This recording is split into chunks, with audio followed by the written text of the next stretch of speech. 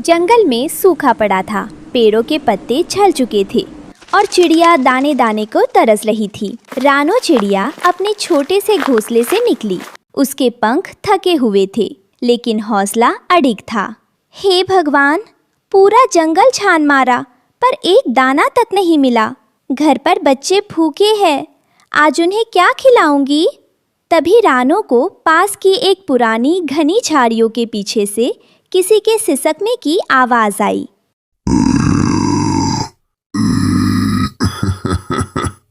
मुझे कोई बाहर निकालो, कोई है?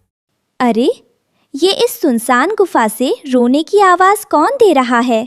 कोई मुसीबत में है क्या? मुझे जाकर देखना चाहिए।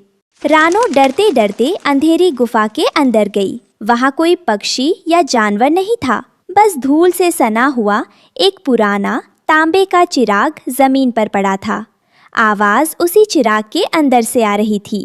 अरे, ये तो एक चिराग है। क्या इसके अंदर कोई बंद है? लाओ, इसकी धूल साफ कर दूं। रानो ने अपने कोमल पंखों से चिराग को रगड़ा। तभी एक जोरदार धमाका हुआ। धूम! नीले रंग का धुआं फैला और उसमें से एक विशाल मुस्कुराता हुआ जिन बाहर निकला। आजाद, मैं आजाद हो गया। शुक्रिया ओ नन्ही चिड़िया, मैं सदियों से इस चिराग में कैद था। तुम्हारी वजह से आज मैं खुली हवा में सांस ले पा रहा हूँ। मांग, क्या मांगती है? मैं तेरी कोई भी 3 इच्छाएं पूरी करूंगा। रानो पहले तो डर के मारे कांपने लगी, पर जिन की बात सुनकर उसकी आंखों में चमक आ गई।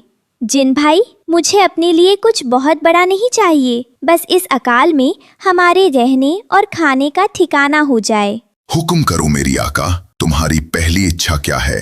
जिन भाई, पहली इच्छा में मुझे रहने के लिए एक ऐसा सुंदर घर चाहिए जो पूरी तरह ताज़ा और मीठी सब्जियों से बना हो, जहाँ कोई भूखा ना रहे। जो हुक्म मेरे आका। अलकबूम, शलबूम, छू। जिन ने चुटकी बजाई। गुफा के बाहर एक आलीशान महल खड़ा हो गया। उसकी दीवारें लाल लाल टमाटरों की थी, छत हरी हरी कद्दू की बेलों से ढकी थी, खंभे लंबी लंबी गाजरों के थे और खिड़कियां शिमला मिर्च की थी। वाह, ये तो अद्भुत है।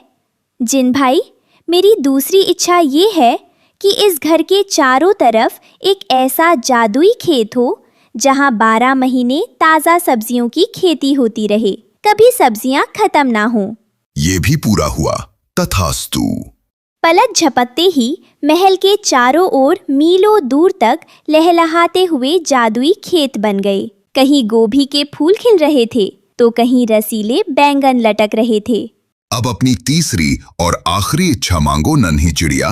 जिन भाई, मेरी तीसरी इच्छा ये है कि मुझे एक ऐसा वरदान दो जिससे मैं जंगल के सभी भूखे और बेसहारा पक्षियों की हमेशा मदद कर सकूं। कोई भी मेरे दर से भूखा ना लौटे। अरे वाह, आज तक इस चिराग से जिसने भी जो मांगा सिर्फ अपने लिए मांगा। तुम पहली ऐसी जीव हो जिसने दूसरों का भला सोचा। मैं तुम्हें वरदान देता हूँ कि इस खेत की सब्जियां कभी कम नहीं होंगी और जो भी इन्हें खाएगा वो कभी बीमार नहीं पड़ेगा। तुम्हारी दयालुता की खुशबू हमेशा महकेगी। जल्द ही रानो का जादुई सब्जी महल पूरे जंगल में मशहूर हो गया। मिट्ठू तोता, टुनटुनी चिड़िया और बुलबुल वहाँ आए।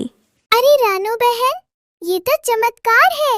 इस अकाल में ऐसा सुंदर और खाने से भरपूर घर।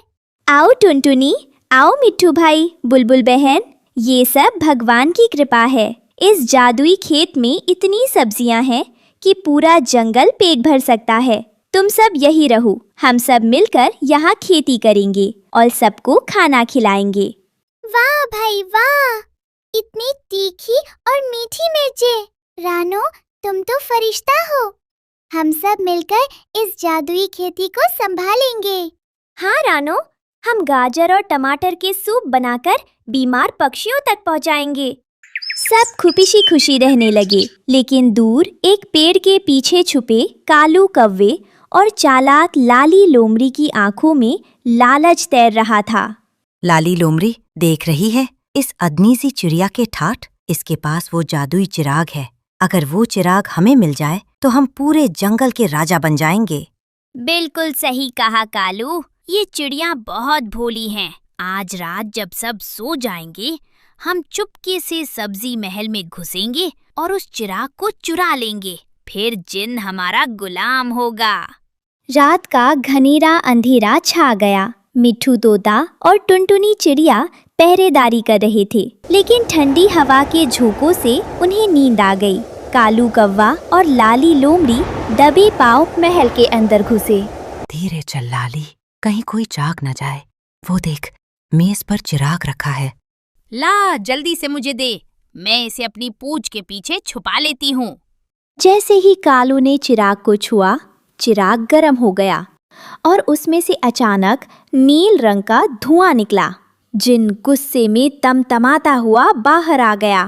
ठहरो चोरों, तुम्हारी इतनी हिम्मत कि मेरे आका के घर में चोरी करो। जिन की आवाज से रानो, मिट्ठू, टुनटुनी और बुलबुल की नींद खुल गई। वे सब दौड़कर वहां पहुंचे। अरे, ये तो कालू कौवा और लाली लोमड़ी है। ये हमारा चिराग चुरा रहे थे। नहीं नहीं जिन महाराज, हम तो बस इसे साफ कर रहे थे। झूठ मत बोलो, मैं सब जानता हूँ। तुम दोनों लालची हो, अब तुम्हें इसकी सजा मिलेगी। जिन ने अपनी जादुई उंगली घुमाई। अलक बूम छू। कालू कौवे, तूने चोरी के लिए हाथ बढ़ाया। अब तू अगले 1 हफ्ते तक तरबूज की तरह भारी हो जाएगा और उड़ नहीं पाएगा। और लाली लोमड़ी, तेरी पूंछ पर लाल मिर्च का पाउडर लग जाए। ओ बाप रे, मैं इतना भारी कैसे हो गया? काओ काओ, मुझे माफ कर दो। उई माँ, मर गई। मेरी पूंछ में आग लग गई। बहुत जलन हो रही है। बचाओ, कोई पानी डालो। कालू और लाली दर्द और शर्म से रोने लगे। उन्हें तड़पता देख रानो चिड़िया का दिल पिघल गया। जिन भाई, कृपया इन्हें माफ कर दीजिए। इन्होंने गलती की है, लेकिन सजा बहुत भारी है। मैं किसी को दर्द में नहीं देख सकती। पर रानो, इन्होंने तुम्हारा चिराग चुराने की कोशिश की। कोई बात नहीं मिट्ठू भाई, बदले की भावना से कोई सुधरता नहीं है। जिन भाई, मेरी खातिर इन्हें ठीक कर दीजिए। जिन मुस्कुराया। उसने चुटकी बजाई और दोनों सामान्य हो गए। रानो, तुम्हारी दयालुता की कोई सीमा नहीं है। तुम दोनों चोरों, इस चिड़िया के पैर छुओ जिसने तुम्हें बचाया है। लाली लोमड़ी और कालू कौवा रानो के पैरों में गिर पड़े। उनकी आंखों में अब लालच नहीं, बल्कि सच्चे पछतावे के आंसू थे। रानो बहन, हमें माफ कर दो। हम भूख और लालच में अंधे हो गए थे। अब से हम कभी चोरी नहीं करेंगे। हाँ रानो, हम भी तुम्हारे इस जादुई खेत में मेहनत करेंगे और सभी पक्षियों तक खाना पहुंचाने में तुम्हारी मदद करेंगे।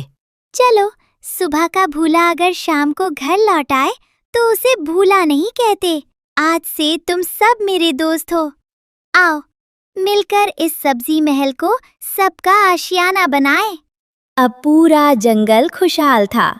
जादुई खेत हमेशा हरी भरी सब्जियों से लदे रहते और रानो, टुनटुनी, मिट्ठू, बुलबुल, कालू और लाली मिलकर प्यार से रहते थे।